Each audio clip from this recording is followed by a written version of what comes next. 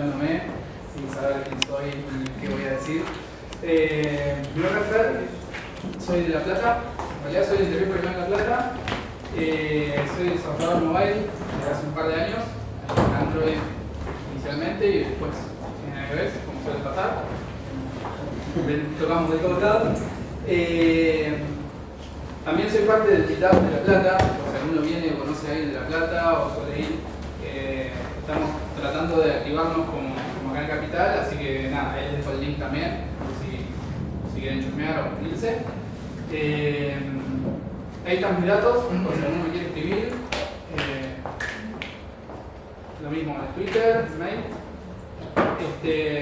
Y bueno, la idea de esta charla es un poquito introducirnos en tema y tratar de hacer este nexo entre Android y el Internet de las Cosas, la IoT.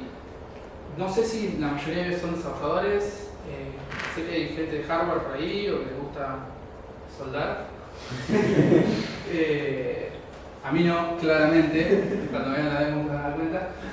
Pero bueno, la onda era mezclarnos un poco y tratar de actualizarnos con la versión de Android para IoT y comentarles un poquito en base a la experiencia de las pruebas mías. Digamos, esto es muy nuevo. Salió la primer preview en diciembre del año pasado, así que son muy pocos meses y lo que hay bastante información, hay un par de charlas interesantes, están los links después en algunos slides más adelante, pero obviamente no soy un experto en esto, lo dejo muy claro por si queda algún hueco en algún slide, pueden preguntar igual, lo charlamos, pero esto es en base nada más que es muy autodidacta, así que laburo con mobile, laburo con hardware también, pero no laburo con IoT, ¿sí? Pero es un tema que me gusta mucho. Bueno, vamos a pasar al puntero nuevo que tengo.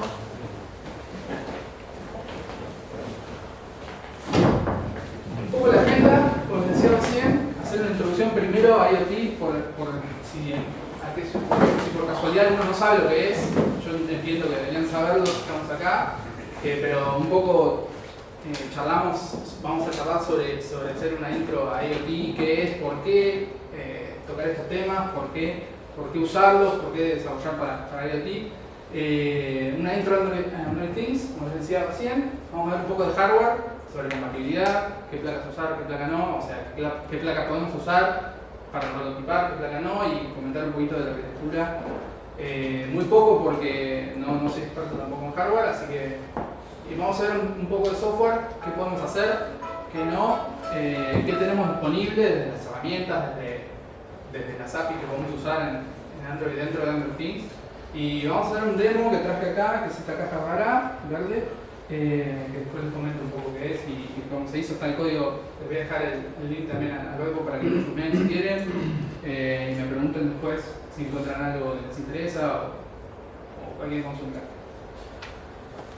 Bueno, IoT, no sé si todos saben lo que es IoT, es un concepto bastante, no tan nuevo, pero que está, digamos, es una tendencia hoy en día en tecnología y significa un poco interconectar las cosas que antes no estaban conectadas entre sí o a internet. Cosas que por ahí parecían inanimadas empiezan a tener un poquito más de vida en lo que respecta a la conectividad de internet. Podemos hablar de dispositivos hogareños o podemos hablar ya de cuestiones más específicas como sensores para medir alguna medida que necesitemos conocer en la fábrica, seguridad y bueno, obviamente la comodidad del hogar, de una heladera que nos avisa si se nos termina la leche y ese tipo de ejemplos. Por ahí, eso es lo que más se conoce. Acaba de pensar que la heladera sí se está. En sí es básicamente eso, interconectar sensores, actuadores, objetos entre sí y con la red por medio de protocolos y estándares. Algunos están definidos, otros no.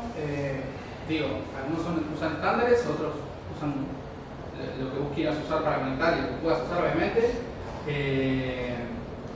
Pero básicamente la idea de IoT es eso y bueno, es un poco un tema que viene creciendo bastante Yo puse un par de gráficos, sé que a nadie le importan los números, pero está bueno verlos para ver el crecimiento, la curva de crecimiento en este año y en lo que yo estimo que va a ser el año que viene.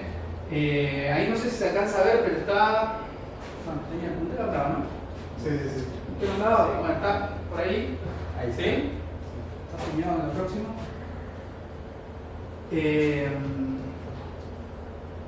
Eso es hasta junio,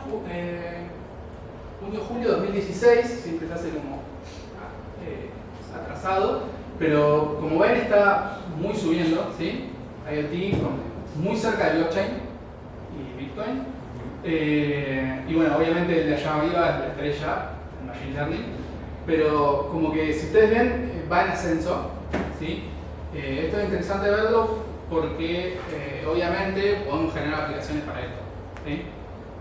Y podemos solucionar problemas con IoT, problemas de IoT. Este es, bueno, un poco el ciclo de las cuestiones relacionadas con IoT, ¿sí? También, bueno, desde servicios, este si lo quieren ver es el slide que sobra, si quieren, pero está bueno por ahí, nada, para relacionar dentro de IoT los diferentes conceptos. Perdón.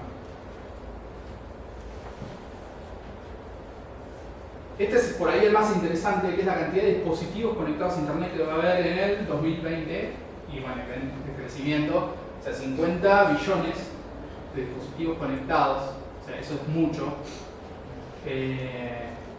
Y lo interesante de esto es que, digamos, podemos tener aplicaciones que cubran muchísimos dispositivos metiéndonos con IoT. Digo, si nos gustaba hacer aplicaciones para Android y teníamos mucho alcance dentro de la comunidad de Android, dentro de la cantidad de dispositivos de Android que hay hoy en el mundo, creo que son 20 millones, son 20 billones, ¿no?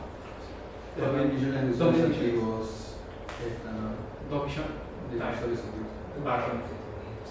O sea, ya eran muchos. Si nosotros desarrollamos aplicaciones para Android, veíamos que cuando vos subías una aplicación, tenés tu alcance, tenés la cantidad de dispositivos a la que podés abarcar. Imagínense en el 2020, ¿no? 50 billones de dispositivos conectados, eso es mucho. Entonces está bueno y es interesante porque sabemos que si nos metemos ahí, estamos en un mercado piola en lo que respecta de acá al futuro del desarrollo de aplicaciones. Y obviamente también en cuanto al hardware. O sea, yo siempre hablo por ahí de software, pero me dedico a eso, pero en cuanto al hardware es lo mismo y el desarrollo de productos de hardware relacionados con IoT también está en muchísimo crecimiento. Una preguntita. Sí. Cuando decís dispositivos, ¿no estás incluyendo celulares, tablets? Dispositivos generales, sí, están incluidos ahí, pero ya el número es...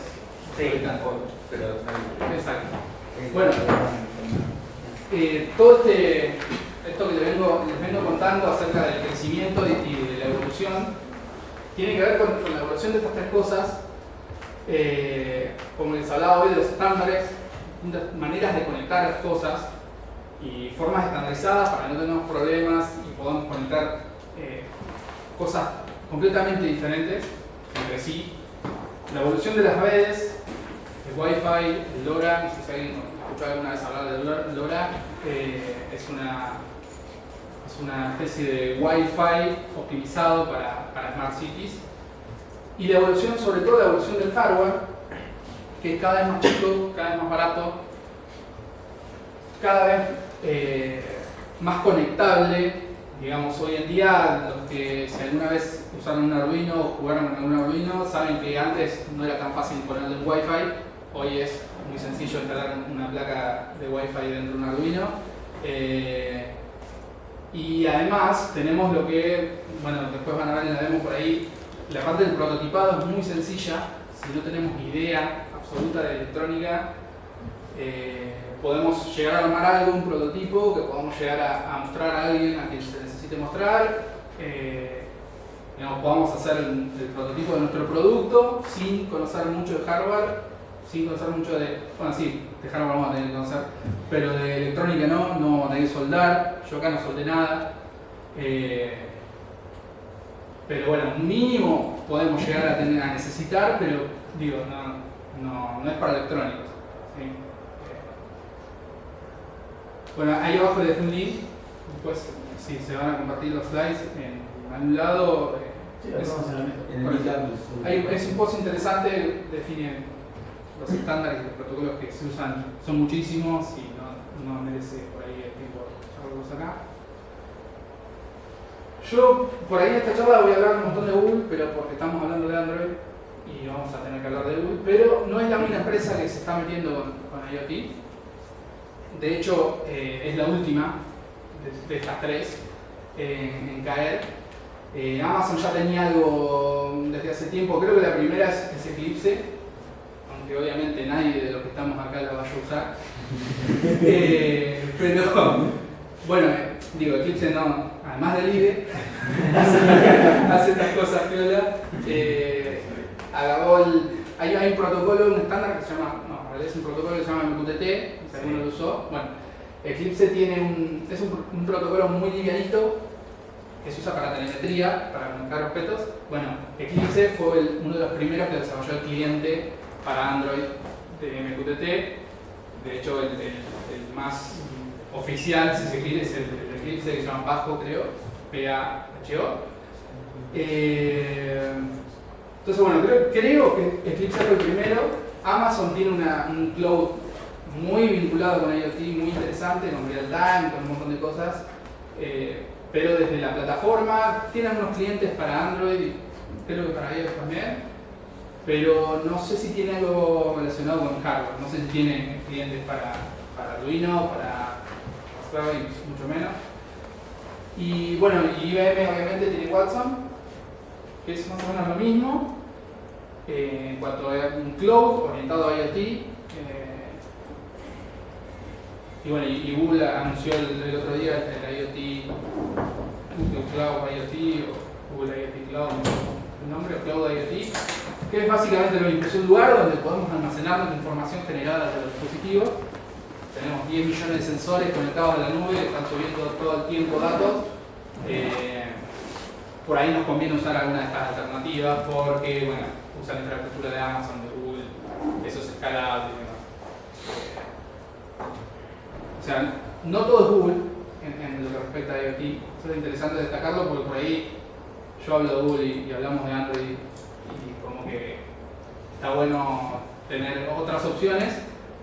Sí, obviamente queremos usar la infraestructura de la nube como detrás de una empresa. Por ahí no podemos hacerlo porque los datos son muy sensibles, tenemos que tener nuestra propia infraestructura. Bueno, eso será un caso particular, ¿no? Bueno, ya pasamos derecho a Android Teams, no hablamos más de estadística ni de empresas. Bueno, ni de empresas. Android Teams es el sistema operativo de Google para IoT. Es un sistema operativo similar a Android, es Android, basado en Android, pero estaba cortado un toque para obviamente correr en dispositivos mucho más livianos o mucho más de menor capacidad de un teléfono. Además de ser la versión del sistema operativo de Android para dispositivos físicos, es parte del ecosistema de Android. Ustedes saben que tenemos Android Auto, Android TV, Android Home, Android Wear y Android Things, ¿sí? Es parte de esta cuestión de desarrollar aplicaciones que corran en diferentes dispositivos, que corran en un auto, en un tele, en un celular o en una placa de prototipado como esta, o en una plaquetita chiquitita así con 2 chips y nada más. Es parte de ese ecosistema que prácticamente abarca todo lo que podemos conectar hoy en día a internet y lo que podemos usar. Bueno, además, como les decía, de ser un Android, o sea, nosotros podemos correr aplicaciones Android ahí adentro que van a hacer uso de las APIs de Android, no de todas, obviamente. No necesitamos por ahí conectarnos a hacer una llamada, por ejemplo, por teléfono, eso no está. Pero sí va a haber APIs que son un poco más específicas de Android Teams, como por ejemplo una API para conectarnos con dispositivos externos por el puerto GPIO, por ejemplo. Ahora después más adelante lo comento, pero si quieren instalar un sensor, va a tener una API para poder escribir su propio sensor y que ese sensor emita eventos en la API de Sensor Manager de Android, por ejemplo. O sea, ustedes escriben el driver y después su driver termina conectándose con Sensor Manager de Android, con lo cual hace cuenta que fuera un sensor del teléfono, ¿sí? En términos de desarrollo. Esto tiene un signo de admiración. El tema de seguridad es algo muy amplio, en IoT es algo para charlarlo posta en serio. O sea, ustedes saben que hoy en día, bueno, la seguridad está medio en la tele por los eventos que vienen pasando en cuanto a virus y demás, pero la IoT siempre es noticia en seguridad y en inseguridad porque las cámaras, ustedes saben, hay cámaras IP, hay 1 millón de cámaras IP conectadas, tienen la contraseña por defecto, no tienen contraseña y generalmente todo es, imagínense en 2020, habíamos dicho 50 millones de dispositivos conectados, eso es hola, denegación de servicio, usamos esos dispositivos para atacar diferentes objetivos, porque son prácticamente zombies que no tienen contraseña ni nada. Bueno, está bueno hablar de seguridad en IoT. En teoría, Android Things tiene la misma seguridad que Android. Eso no sé si es bueno o es malo, no es para charlarlo acá, pero el tema copado de la seguridad es que bueno, que se conecta un poco con Nota, es que cuando nosotros desarrollamos un proyecto en Android Things, tenemos la posibilidad de distribuirlo por los medios que nos provee Google. Cuando hablamos de distribución en hardware, es instalar la ISO, o sea, instalar el sistema operativo primero y después instalar nuestra aplicación. Android Things lo que propone, o lo que va a proponer, porque todavía no está, es una consola o un medio web, ¿sí? Para proveer las actualizaciones del sistema operativo y de nuestras aplicaciones. Entonces, ustedes meten un cambio en su app, que obviamente no está en el Play Store, va a estar en esta plataforma, y lo que hace, o por ejemplo que sale una nueva actualización de Android Things con algún bug reportado que está arreglado, entonces primero se instala la ISO, después se instala su app, y si hubo algún problema en el booteo de su app, se vuelve para atrás y se instala la versión anterior.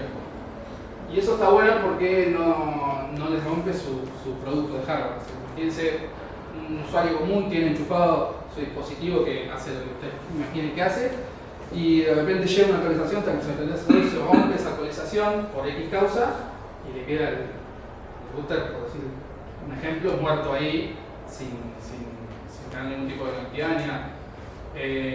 Entonces, un poco eso está piola desde la seguridad, desde la distribución.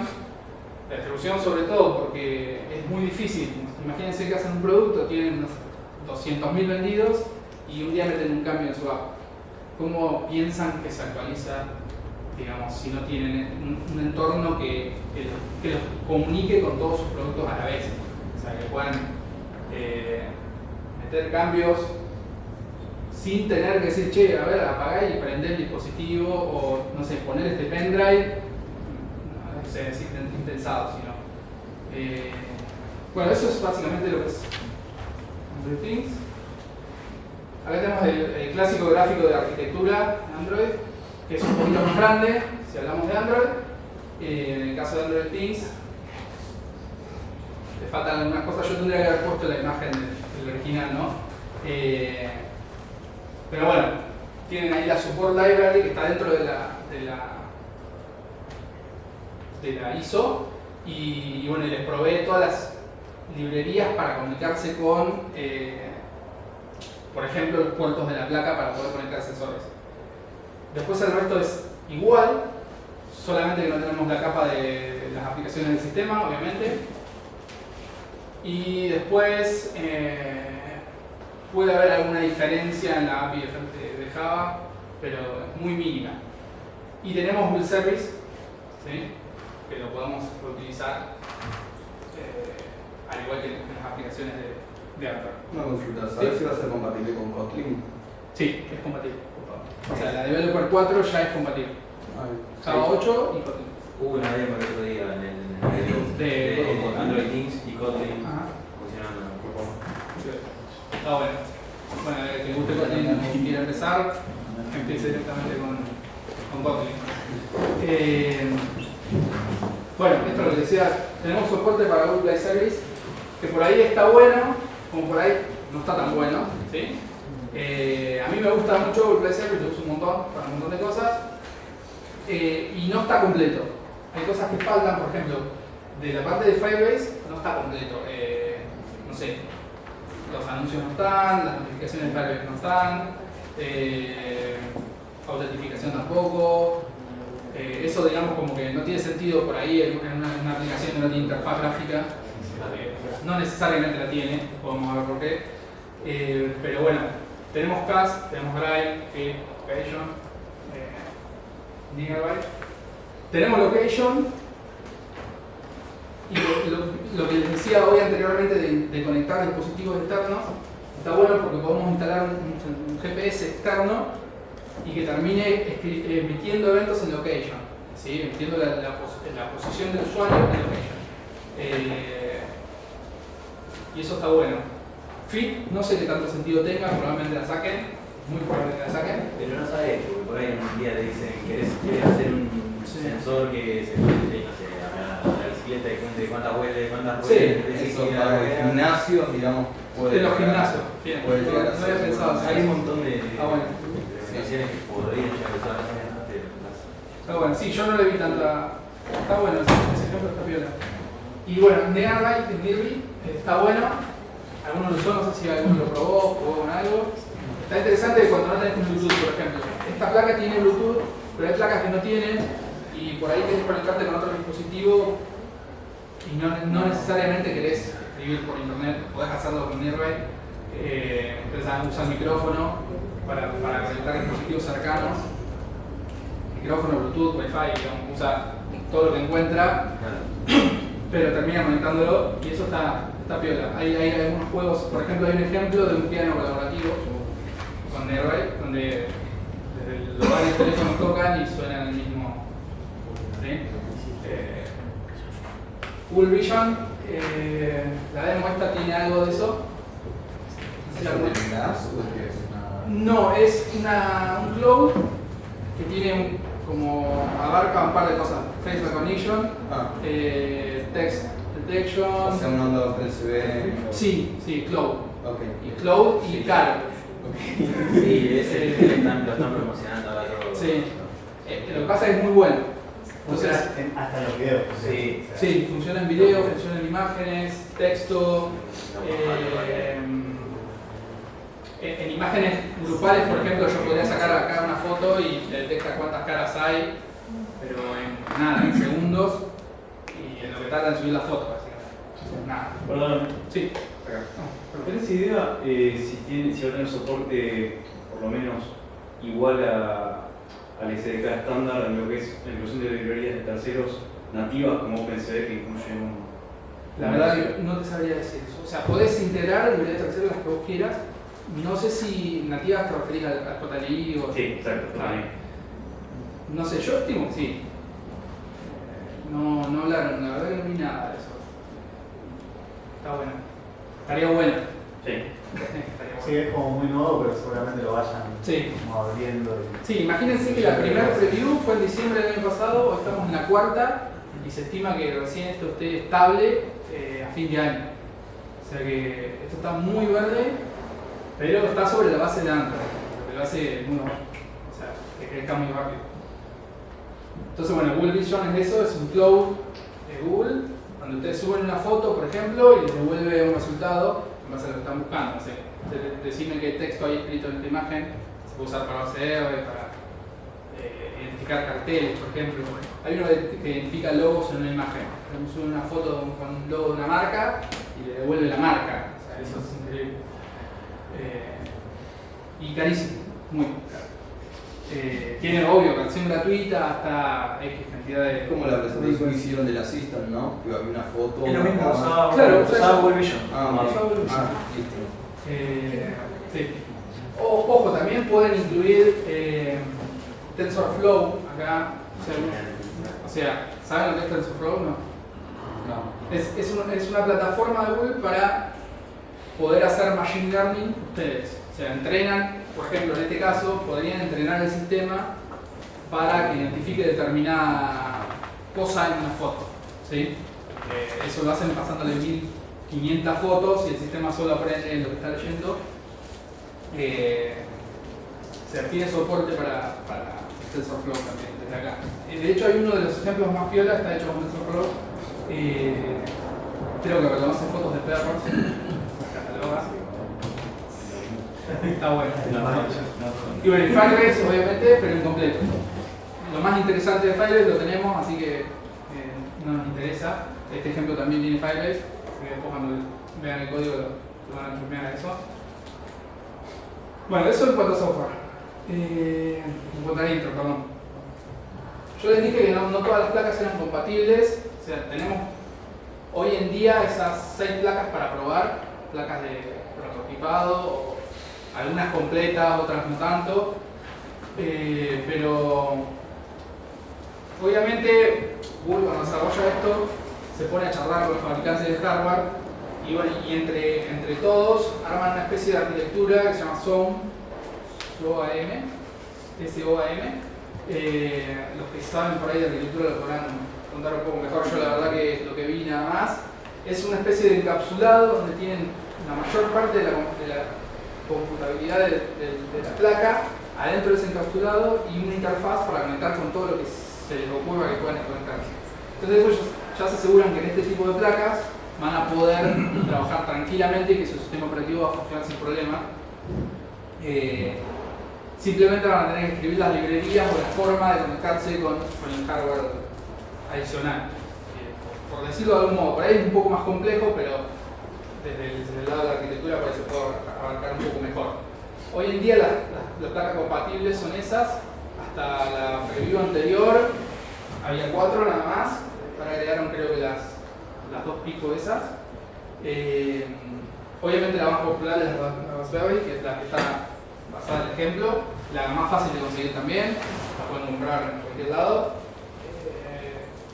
La Intel Edison creo que también, de hecho hay varios ejemplos que están basadas en la Intel Edison. Y es muy parecida. Todos tienen Wi-Fi, Bluetooth, Ethernet, un par de USBs,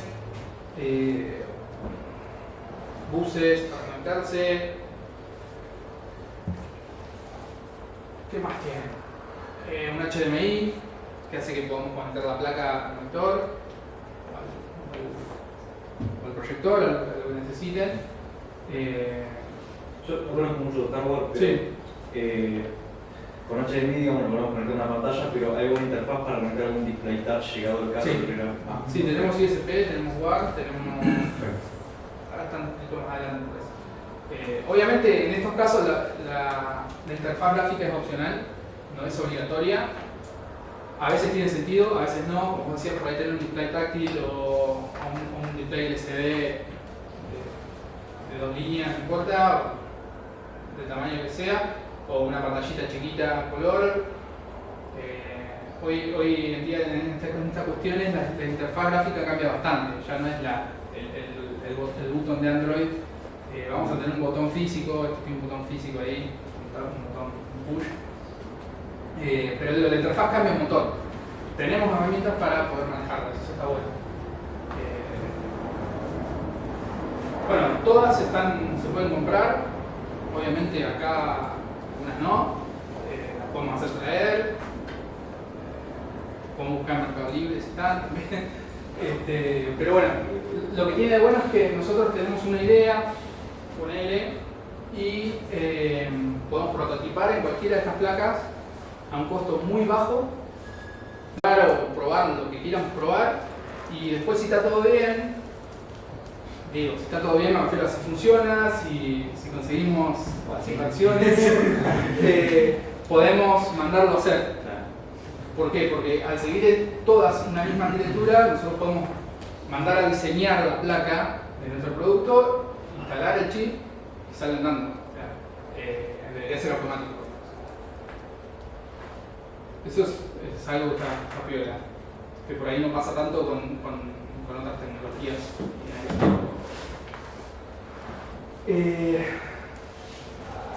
Respondiendo un poco a tu pregunta, esto es todo lo que tenemos disponible para conectar objetos externos, cosas externas, sensores, una cámara, un motor, un servo, una pantalla, un display, un GPS, un módulo GSM, también podemos. Y para todo eso existe este tipo de buses. El que pido es el más común, es un General Purpose, o sea, un dispositivo, un puerto de entrada-salida de propósito general. Tenemos varios, no me acuerdo, depende de cada placa cuántos tiene, hay como 20, por ejemplo, en el Raspberry. Y podemos programarlos independientemente, escribir, o sea, leer y escribir datos en esos puertos. Tenemos creo que dos en la Raspberry y en algunos otros más de pulso modulado. Eso se puede usar para mover un motor paso a paso, para cambiar la intensidad del LED, por ejemplo. Podemos hacer muchas cosas con eso, con el pulso. Bueno, con iOS podemos conectar pantallas, displays externos, o sea, dispositivos de hardware que tengan ya una lógica dentro. Se pueden mandar con ese puerto. El SPI es por ahí para cosas que requieran mejor performance. La verdad que no tengo ni idea qué le podemos conectar a eso, pero sepan que es un bus más. Si por ahí quieren conectar algo que trabaja sobre ese bus, bueno, está bueno, usemos esto. Y el lugar podemos usarlo para un GPS, por ejemplo, o para un modem GSM, mandar SMS. Ahí abajo está, bueno, el listado y hay un poco más de info sobre esto que les decía, de los periféricos. Es muy sencillo conectarse con un periférico de este tipo. Tenemos la clase Peripheral Manager. Le pasamos el pin del periférico, por ejemplo en el caso del Pepillo, y escribimos y leemos de ahí de forma muy sencilla. Ahora les voy a mostrar el código, pero está piola la forma que usa para conectarse. Este ejemplo es un ejemplo de una charla de la Google I/O de este año. Están las dos imágenes porque un poco es lo que les decía recién del prototipado. Este es el prototipado de la idea y allá tenemos el producto ya desarrollado para la venta de forma comercial, por ejemplo. Creo que son 2 LEDs que titilan o algo así. Y bueno, el prototipo, fíjense lo que es, o sea, 3 cables, una resistencia y 2 LED sobre el Intel Edison. Y después con este mismo chip lo tienen allá sobre la placa violeta esa que ven ahí, que es la placa que se desarrolló, se diseñó para ese ejemplo en particular.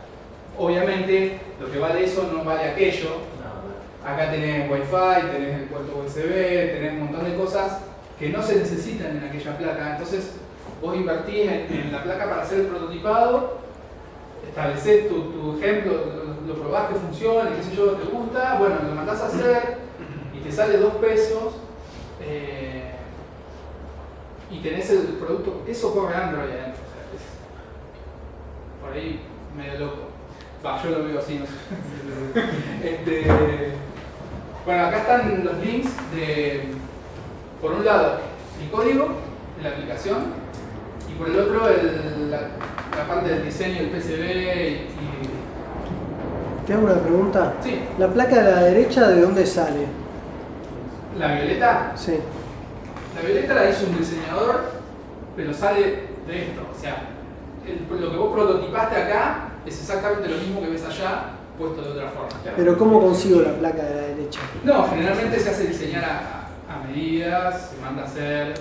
Ah, ok. O sea, Esa es ya la parte de producción. Estamos hablando de diseño industrial. Exacto. Para consumo masivo. Es Exacto. producción masiva. La izquierda para no soldar. Vos lo probás ahí y si ya te anda todo, lo mandas a un fabricante o lo que sea. Exacto. Porque Ya esos son cadena, productos que pero lo no. comprar en Amazon o algo. Sí, esto lo encontrás en Mercado Libre hoy. sí, sí, eso cuesta 1000 pesos en Mercado Libre. Claro. Lo que no sé es, como te digo, yo Sí, sí, que sí. es la primera vez que veo algo de esto, Ujú. ¿de dónde saco lo de la derecha? No, lo de la derecha, esto es. Hay empresas que se dedican a producir en serio. escala masiva. Pero tengo que pedirles 1000. Y creo que hay un mínimo. Ok, por eso, No, si no. yo quiero hacerme una de esas velas para mí, le tengo Sí. que meter un Arduino entero y me cuesta 1000 pesos. Y en este caso sí, pero por eso, porque por ahí está pensado para productos masivos. Ok. Por ahí un Arduino que nos sale, no sé, 150 pesos, un Arduino mini, lo podemos usar para hacer lo mismo. obviamente no va a correr Android, pero bueno, digo, cumple la misma función. Es por ahí un ejemplo. No sé, mandar a hacer 1000 de aquellos es un dev que te tira. No, está bien, está bien. ¿Toda la charla está orientada a la producción masiva? No necesariamente. Igual podés fabricar acá en Argentina hay varios lugares que puedes hacer uno si querés. Sí, claro, te sale por ahí un poco más caro. Sí, ahí salen 3 más o menos 1500 pesos. Depende de lo que tenga, depende de los componentes y más, pero. Claro, por eso también hay que ver qué es lo que vamos a hacer, si vale realmente la pena. Por ejemplo, una base que vale $35, vos podés hacer algo y si es para uso personal, dejarlo así y chao.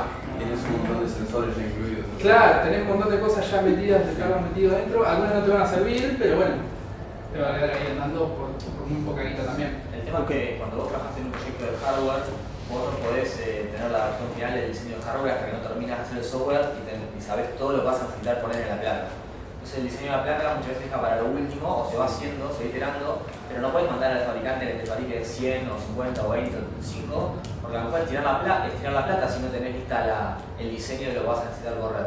Entonces la idea es empezar con un Arduino o una placa de estas que corra Android Things, ver qué necesitas, diseñar la placa y recién cuando ya está terminado vas a imprimir la final, que es la que vas a vender.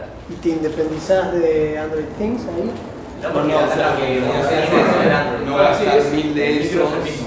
sino que lo probaste con un producto que tiene todo lo que necesitas y decir, bueno, sé qué es lo que necesito ahora. Se terminó, lo mando a producción masiva. En la parte de software podrías independizarte. Esto Sí. no es lo único que podés poner ahí adentro. No, De hecho, acá podés tirar un Debian. Sí, lo puedes tirar en Python. Windows. No. no llegué también. No sé si lo recomiendo en Windows, ¿no? Pero no, digo, el software, en este caso tratamos de la charla sobre Android, pero vos podrías hacer IoT con cualquier sistema. Sí. Eso por ahí lo mencioné, están los pros y los contras después más adelante. ¿Qué sistemas, aparte de Android, qué puedes poner? Recién lo mencionaste. Podrías tener un Linux. Sí, está bien, Linux. no es más, si no es un Linux, algo que sea competencia de Android. Tenés un Windows orientado a IoT. Tenés un Windows orientado Ah, Una versión de Windows 10, me parece. Tenés podés jugar Node. Sí, Sí. Sí, digo, esto no es exclusivo, por ahí destaco las cosas que están buenas, mencionamos las cosas que están buenas de Android Things, que se destacan obviamente del resto, pero no es el único que lo hace, ¿sí? ¿Y cuál es la avanzada? Digamos, vos mostraste 5 placas donde yo puedo tirar Sí. un Android Things, pero hay otro sistema operativo, lo que sea, que estén muchas más placas, digamos. Sí, creo que la mayoría de estas con Linux. Todas, Sí, todas. Todas Linux. Sí. Y por arriba de Linux, alguna que corren todas, que la puedas desplegar. Sí. Sí, no, sí. Si querés. Mayormente IoT es Linux, Claro. empezó con Linux Sí, solo, Android. después se sumó Windows, Claro. Sí, Windows tiene la versión esa, dice O sea que está esta Windows IoT y Android Things. Esas serían las dos, digamos, de Sí, avanzada. sí. Obvio, lo más básico y lo más potente que podés poner es un Linux. Potente en cuanto a la personalización que podés hacer del sistema. Obviamente, un montón de cosas de las que tenés acá no las vas a tener. El desarrollo lo van a tener que hacer desde cero. Y hay un montón de versiones de Linux ya preparadas para lo que quieras hacer. Hasta tenés una GUI preparada para las R3, si Sí. tienes una pantalla touchscreen y ya funciona. O Sí. sea, le instalás y tenés un sistema visual para el Y usuario. obviamente arriba de eso puedes programar en lo que necesites. Sí. O sea, Android Things y Microsoft con sus versiones del sistema operativo querían como ocupar un lugar que no existía, de decir, che, yo te doy algo más o menos con todas esas herramientas para que vos no tengas que hacer todo de cero y tengas Sí, sí. una base grande, pero bueno, tenés que estar dentro del ecosistema. Hay facilidades de servicio, digamos. Exactamente. Sí. Servicios y la unidad. O sea, la comunidad de Android, hoy toda la cantidad de desarrolladores de Android que hay pueden escribir para esto y es automático. No tienen que hacer nada. O sea, un programador de Linux en Raspberry estaría tentado a pasarse a Android Things por toda la conectividad que le da. Y dependería por ahí del sistema, de lo que está haciendo. Está claro. Claro, de la Tiene aplicación. tendría Sí, más sí. oportunidades. Sí, podría, sí. Sí. Obviamente tener que programar en Java o en Kotlin. Yo para entender el contexto, Está bien. digamos, de qué es lo que pasa. Sí, está buena la observación. Bueno, ahí está el video de esa charla. también en el link. Está buena, la recomiendo porque habla un poco de, no solo de Android Things, sino de esta cuestión de ubiquitous, me gusta mucho esa palabra, computing, la computación ubicua o todo conectado a internet, todo interconectado, no sé, Google Auto, Things, casa, está piola y habla bastante de Android Things y da este ejemplo en particular. Y una pregunta, iOS se puede instalar. No. ¿Interés en implementar los beacons? ¿No tienen interés en instalarlo acá? Tiene su propio hardware, sí. Por ahí. Sí, no. Pero no han ofrecido nada todavía. Por el momento no, yo no he visto que sí, en cuanto a phone y creo que no va a librería de eso. Está creo que la opción domótica de Apple, pero en Android Things. Sí, tenés HomeKit. Claro, HomeKit. Tenés que cualquier dispositivo que vos quieras desarrollar para HomeKit te lo tienen que aprobar ellos. O sea, Pasa por su mano. es imposible. Hoy en día es muy difícil. Bueno, hablamos un poco de qué es Android Things, de dónde lo podemos instalar, pero no hablamos cómo. Son 3 pasos, están ahí, es muy sencillo. Ustedes pueden descargar la ISO de ese link de arriba. Obviamente la ISO va a depender del hardware donde lo quieran instalar. Digo, la ISO y la forma de instalarlo, en algunos casos hay una diferencia. Esto es para la Raspberry y simplemente se bajan la ISO, lo graban en una SD con su máquina, bootean, ponen la SD, sacan la SD de la máquina, la ponen en la placa, bootean la placa y si tienen un HDMI conectado, y bueno, en la placa un cable de red para darle conexión, si venían por ahí temprano hubiesen visto el lío que fue conectar esto al Wi-Fi o a la red, pero bueno, como les dije que la interfaz gráfica es opcional, si quieren le enchufo el cable HDMI y lo pueden ver. Eso está bueno porque tiene como primero que ven el buteo y después que ven abajo la IP que se les asigna para poder acceder desde afuera por red, digamos. Pues, digamos, no hace nada, es el splash negro dice Android Things, tiene la IP abajo, si conectan un mouse funciona, porque yo no sabía y yo conecté el mouse y sale andando. Cualquier periférico que instalen sale andando de toque, como en Android, digo, como en teléfono. Y después, con ADB, directamente hacen connect y el número de la IP, o si están en... Yo uso, hay un enlace que se llama ADB local, Android local, perdón. Si ustedes no saben la IP, lo que hace eso es conectarse al dispositivo que esté escuchando en el puerto de ADB en la misma LAN y no tienen que saber la IP. Y automáticamente ya pasan a verlo en Android Studio, se hacen un ping, le responde y ya digamos tendrían la placa con Android Things corriendo, conectada a internet por cable. Digo esto porque ahora más en el site que viene está el Wi-Fi y bueno, ya va a poder instalar su aplicación de Android Studio. Y bueno, mandan un shell a la placa. Lo que se quiere cuando uno se conecta a un dispositivo con ADB. Si por ahí el de Ethernet no nos sirve, podemos conectarnos por Wi-Fi. Para hacerlo, primero tenemos que conectarnos por Ethernet para saber qué resuelve. Y después directamente, o sea, para tener Shell, levantamos ese servicio, se llama Wi-Fi Setup Service, le pasamos el nombre de la red. Lo ideal sería que la red no tuviera espacios. El nombre del SSID no tuviera espacios. A mí me pasó que tuve un montón de líos por el SSID que tenía espacios entre sí. Digo, 2 palabras, no se conectaba. Y la contraseña. De esta forma, ustedes levantan el servicio, configura el Wi-Fi por ustedes y ya lo está conectado por Wi-Fi a la red. Después pueden desconectar el cable de Ethernet y chequear que esté todo bien con el logcat o tirando un ping de ADB Shell ping a una IP que conozcan que están dando, ya les devuelve si está conectado o no. Esto por si tienen un proyecto en mente que use Wi-Fi en vez del Ethernet. En este caso lo tuvimos que dejar conectado por Ethernet porque Wi-Fi no, ahí hay un tema de red, pero podrían usar el Wi-Fi tranquilamente. Bueno, no sé si queda alguna duda de todo esto que hablamos, si alguien quiere preguntar algo, opinar algo, si no pasamos derecho a la demo. Que bueno, las dudas más de desarrollo se van a ver acá, más del código y de cómo hacemos para escribir aplicaciones para Android Things. Lo vamos a ver en esta parte.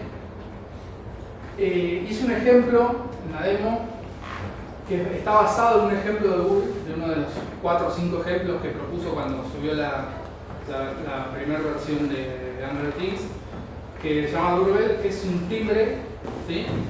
El ejemplo era un timbre donde vos tocabas el botón, te sacaba una foto y la procesaba con Cloud Vision para hacer algo. Me parece que usaba el de texto, o sea, reconocía texto, no sé, estaba medio raro el ejemplo. Bueno, lo modifiqué un toque. En ese link está todo completo el training para que vayan siguiendo desde tanto la conexión como la programación, el desarrollo. Pero ese es el esquemático básico que seguí para hacer esto. Si se fijan, está bueno, la placa, un botón, que es este de acá, y una resistencia, ¿sí?, conectada para que funcione ese botón. No vamos a hablar de electrónica, no sabemos, supongamos que no sabemos de electrónica, hagamos eso así, enchufamos la protoboard, esto es una protoboard, hay unas fotos de la demo mía después más adelante, de Calderío. Pero eso lo único que está haciendo es conectando el botón a un puerto GPIO, ¿sí? De acá, para cuando vos apretás el botón, lo puedas detectar desde tu aplicación, dispares la cámara y hagas lo que necesites hacer con la foto que saque esa cámara. Obviamente, cuando digo saca una foto o una cámara, es porque tenemos una cámara. Hay placas que por ahí no sé si se le pueden conectar, no todas. Tiene un módulo de cámara que vos le podés conectar y sale andando como si fuera una cámara de teléfono. Pero bueno, es un poco la interfaz, si se quiere, de nuestro proyectito, de nuestra demo. Es ese botón, ahí va, que en la demo cambió y le puse un sensor como para mostrar otro dispositivo conectado, diferente. Les prometo por ahí subir, no lo hice, pero subir el esquemático porque fue al vuelo, lo puse el sábado y nada. Perdón, sí. ¿La señal del botón llega literalmente como 1 a 0? ¿O cómo llega al código? Un callback. Un callback, pero que está bien, si es apretado, si entra algo por ese puerto. Claro, vos podés manejar, podés, por ejemplo, esos son push, pero si fueran pulsadores con L, claro, podés manejar el estado, dando vuelta. Claro, podés tener un uso de estado. Sí, tiene un builder que vos lo configurás, le decís en qué puerto, en qué digamos, el número de puertos de placa, que varía, depende de la placa, es lo único que varía. Y después, lo único que tenés que saber es que instanciás ese GPIO y le pasás un callback y cuando vos apretes el botón llega ahí. Es súper transparente, yo digo, no necesitan saber mucho. Sí, hay, digamos, parámetros que algunos, o sea, que se le pueden pasar al GPIO, dependen de cada cosa que conectes ahí. Pero el botón es un estado, o sea, true o false y ya está. Lo mismo con LEDs, o sea, LED le mandan un 0 y se LED se apaga, lo meten adentro de un thread y lo hacen titilar, muy sencillo. Me quedó mal este slide, lo que había ido antes. A modo de conclusión antes de la demo, los dejo con la espina de la demo. Pros y contras, hoy hablamos de si es el único, si hay otras opciones. Lo bueno es que es Android, ¿sí? Como desarrolladores de Android, obviamente nos gusta que esto corra un Android adentro y que podamos hacer cosas que excedan un teléfono con la misma facilidad que con la que hacemos aplicaciones y podamos meter los mismos bugs que metemos en cosas. Ahora la gente de Cuba. Sí, no. Bugs en cosas. Bugs en cosas. Es un buen título para. Bugs en cosas, podría llamar la charla. Imagínense un bug en un sensor de una planta nuclear. ¿Sí? No es lo mismo que se nos... No creo que estén usando nuclear. Tenemos las tools de Android, o sea, tenemos Android Studio para poder programar, porque obviamente es lo mismo, es una APK. Tenemos Java hoy implementado por Kotlin, soporte para Java 8 para Kotlin.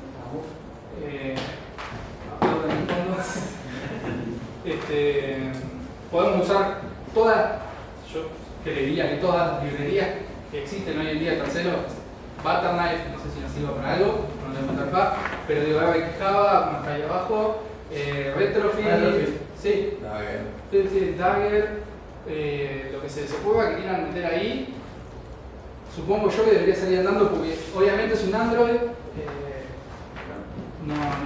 es algo muy raro. O lo que me comentabas hoy vos sobre JID, eso la verdad que no lo sé, estaría bueno investigarlo. Lo de la distribución que hablábamos hoy, de poder deployar en todos nuestros dispositivos al mismo tiempo, tener un analytics de eso, poder ver cuántos están activos, cuántos no, eso se propuso para fin de año, supuestamente va a estar, no sé. Hoy en día no hay nada, ¿sí? Y bueno, el Play Service, que tiene un signo de pregunta porque bueno, está bueno y es un poquito invasivo también, depende de lo que estemos haciendo. Claro, depende del caso. Se supone que si es algo muy específico, por ahí no quieramos mandarle nuestra info a Google, aunque ya se la estaríamos mandando. Pero bueno, el location lo podemos resolver de otra forma. No necesitamos resolverlo con Play Service. Bueno, y en cuanto a los contras, lo que hablábamos hoy, si es lo único, el lenguaje es el único, la mayoría usa Python sobre Linux o Node, no es la única opción. Hay quienes los que no les gusta Java y no tengan ganas o no quieren usar Java. Obviamente se puede programar en Java sobre Linux también en estas placas, para que sí les gusta. Esto es lo más importante, me parece, no es 100% open source. Depende de su desarrollo, de lo que quieran hacer. Están instalando un Android que no es abierto al 100%. Android Things no es abierto. Las librerías, hay algunas librerías de compatibilidad que están ahí adentro que están compiladas que no es parte de los proyectos. Y no las ves. Sobre todo las compatibilidades con Android Things, por ejemplo. Claro, el core de Android debe ser el mismo. El core es el mismo, pero no algunas cosas. Y esto, esto básicamente, sobre todo de hardware, nos limita a las placas que mencionamos hoy. 4, 5, 6 placas, se supone que a futuro más, depende mucho de los fabricantes. En cambio, si intentáramos encarar otro proyecto, no sé, con Arduino por ejemplo, tenemos muchas menos limitaciones en cuanto a hardware. Sí, hay muchísimas. También corremos menos cosas ahí, no podemos hacer una aplicación, no sé, que haga streaming de video, por ejemplo, si quisiéramos hacerla, o de audio, por ahí se puede. Bueno, volvemos al demo, después de pasar el resumen. Eso es un poco las fotos que saqué mientras estaba armando esto. El esquemático que veían hoy es ese mismo, con un LED extra que le agregué de su protoboard, y esos son todos unos cables así, ¿no? No hay nada soldado, pues no me gusta soldar, no soy bueno soldando, entonces lo armé así en un protoboard, pero un poco la puse para que nos demos una idea de que cualquiera puede armar, ¿sí? Miren el lío que es eso, así que no, cualquiera que con muy mínimo conocimiento de electrónica lo puede armar. Ahí está de vuelta el link. Y bueno, ya pasamos un poco al código. De lo específico que necesitan para hacer su primera aplicación en Android Things son, en un lado, en la parte de dependencias tienen que agregar la línea esa de Dev Preview. Esto va a variar en base a la versión que quieren instalar. En la demo creo que está en una vieja, pero porque me quedó así. Esa la sacaron hace poquito, la 4. Si ustedes tienen esta línea que corren la aplicación que van a correr en Android Things en un teléfono, me parece que explota, creo que es una de las limitantes que tiene, pero si lo van a necesitar correr en la placa lo tienen que poner. Y la application, esta otra línea con la librería, ¿sí? Eso es todo en cuanto a dependencias y... estamos cortos de tiempo. Bueno, eso en cuanto a dependencias de nuestra aplicación. Después en el manifest necesitamos especificar cuál es la activity que se ejecuta. Esto, para que se den una idea, cuando lo instalan, se ejecuta una activity, ¿sí? Que es la que queda y la que se va a ejecutar si apagan y enchufan el teléfono, si apagan, desenchufan y enchufan de nuevo la placa, o la apagan y la prenden, se va a lanzar automáticamente esa activity, que es la que va a ser de interfaz todo el tiempo. Si se lanza por esto, ¿hace falta que tengan los intents del launcher? Sí. Estos son necesarios. Esta es la que se ejecuta cuando ustedes juegan, instalan la aplicación, y esta cuando bootea. Pueden ser diferentes. ¿Sí? Supongan que necesitan hacer las cosas en una activity distinta. Por ahí eso no está muy bueno, sigue siendo una activity. Si suponemos que no necesitamos una interfaz gráfica, ¿por qué no un servicio, por ejemplo? Claro. Sí. Y nos ahorramos toda la carga de una activity, pero bueno, no sé. Decidieron hacerlo así, y de hecho al ser la interfaz opcional ustedes podrían hacer algo extra. Por ejemplo, podrían tener su placa que haga una cosa determinada y tener en un monitor, no sé, el estado de los sensores, por ejemplo. Podrían querer usarlo de todos modos y querer interactuar de forma también como si fuera una... Yo les decía, le conectan un mouse y tienen un cursor ahí que lo pueden usar. O sea, podrían también interactuar de esa forma. Depende de cada uno. Entonces son esos dos intents y eso es todo. ¿Sí? Se necesitan, bueno, las dependencias, los dos intents y una activity, nada más. Los permisos. Con el tema de los permisos, tenemos permisos también, los tenemos que agregar, pero al usuario nunca se le va a preguntar nada. ¿Sí? Se entiende que si nosotros agregamos un permiso ahí, el usuario lo está aceptando. Bueno, sí, ¿no? Pero como no tenemos interacción, no es obligatoria la interacción gráfica, o sea, no tenemos pop-ups, no podemos aceptar un permiso, se supone que ya está aceptado, o sea que hay que ser cuidadoso con eso. En el ejemplo está internet, probablemente está el storage y no mucho más. No van a usar mucho más que eso. Bueno, cuando ustedes quieren conectar algo a su placa, a su proyecto, sensor, lo que sea que necesiten conectar, hay algo que se llama Contrib Drivers, está en ese link del repo, y después pueden instalar las dependencias por Gradle de drivers para conectar, o sea, drivers escritos por Google y algunos terceros para conectar cosas, para conectar sensores, pantallas, motores, servos, y bueno, obviamente de forma sencilla. Ahora vamos a ver cómo conectarlo. Bueno, ahí ven el compile del botón, por ejemplo. Ustedes quieren usar un botón en su proyecto, necesitan agregar el compile y bueno, conectarlo debidamente. Y en cuanto a la inicialización del botón, esto era lo que comentaba del callback. Tenemos un new button, ese botón no es el botón de Android, es el botón del Contrib. Y bueno, le decimos el número de pin al cual estamos conectando el botón y el estado, ¿sí? Creo que ese estado, el que recibe el constructor ese es el estado inicial, ¿sí? Ah, está bien. Sí. Tenés el preset con el file. Claro, o sea que haga un file cuando lo presionas, está al inverso. Está perfecto. Está bueno. Y bueno, después le enseñamos el callback. Hay un parámetro más que creo que en el ejemplo está agregado, que es para decirle el estado, quiero decirlo así, el estado inicial, no el comportamiento, sino cuando enchufamos la placa, ¿qué pasa con el LED? ¿Se prende? ¿Queda apagado? Es un parámetro más. Y después en el callback, bueno, ¿está acá el callback? Sí, ahí está el callback. Reciben el botón y el preset. True o false, si está prendido o está apagado. Son, no sé, 10 líneas de código, 4 líneas de código. Es muy sencillo detectar cuando alguien presiona un botón. Obviamente siempre que esté bien conectado, siempre que el botón ande bien, los cables. Bueno, esto es un LED, lo mismo. Accedemos al Peripheral Service. Ese es un servicio con el cual nos podemos acceder a todo el GPU completo, ¿sí? A todos los buses inclusive. Entonces, bueno, abrimos el GPU, ahí el LED en el en el pin en el que conectamos el LED. Ese set direction es lo que te decía hoy de la inicialización, ese está apagado, o sea, inicialmente está apagado. Y todo eso va a interrumpir el catch por si pasa algo. Me pasó con el sensor de proximidad que cada tanto no anda bien y se va por el catch. No sé por qué, habría que mirar el código de eso a ver qué pasa. Pero,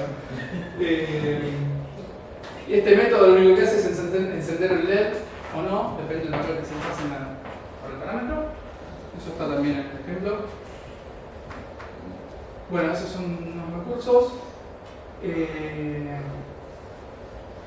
Y un poco para que vamos a volver un toque a esto.